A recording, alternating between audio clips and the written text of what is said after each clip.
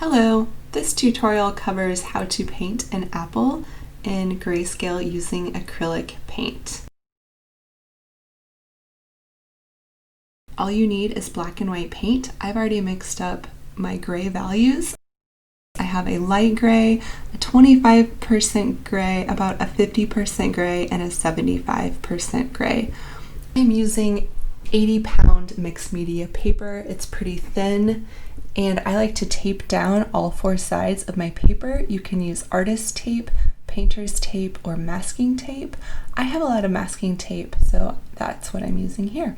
I'm using a number 4 bright brush. With a pencil, lightly draw in the shape of your apple. It's basically a sphere with a little bit of a wave at the bottom and the top. I also just drew my background line at an angle, and I'm not going to worry about any erasing with this. It's a light sketch. First, we're going to paint in the background with your lightest gray. Use really fast, short brush strokes going in different direction to get your paint to mix really fluidly. Sometimes adding a little bit of water will help make your paint be more fluid. I recommend painting the background first. That way, if you get any paint on your subject, you can easily paint over it when you paint your subject later.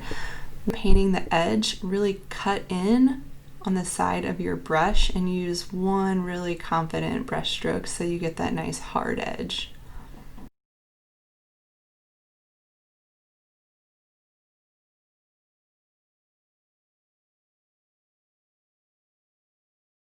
Next, you're going to paint the table or the foreground. Use the 25% gray to do that. And again, you're using really fast, short brush strokes. Cut in on those edges to get a nice hard edge.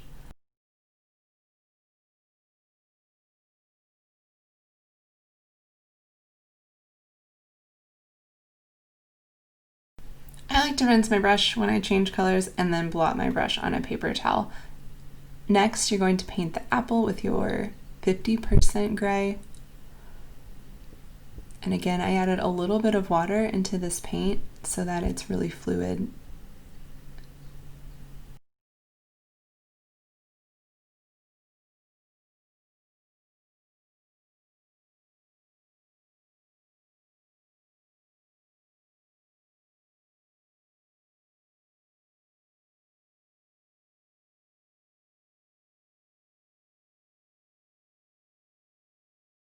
Now that you have your values blocked in, it is time to paint your apple.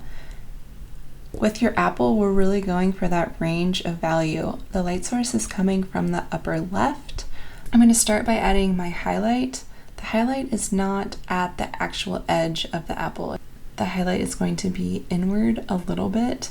So I'm using my white and also my lightest gray, and I am blending around, so I'm getting that illusion that this is a round form. Working quickly with acrylic will help with your blending, and I'm trying to blend the light value down into the darker value, and then vice versa, blend the darker value up into the lighter value.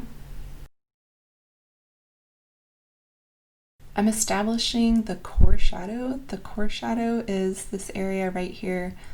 Just like the highlight, it's not actually on the very edge of the apple. There's light that's reflecting back up, so the core shadow is going to be the darkest area.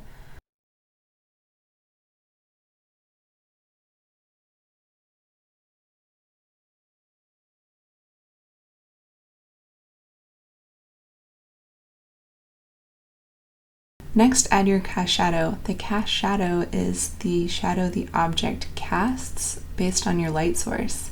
Since my light source is at the upper left, the shadow is going to be toward the right side. The shadow is going to be darkest where the object is touching the table.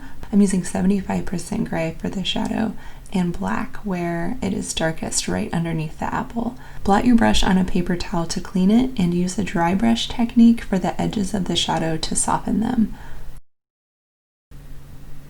I'm going back with my 50% gray And I'm blending the 50% gray up into the light value. I'm also using some of that 25% gray and blending that value down.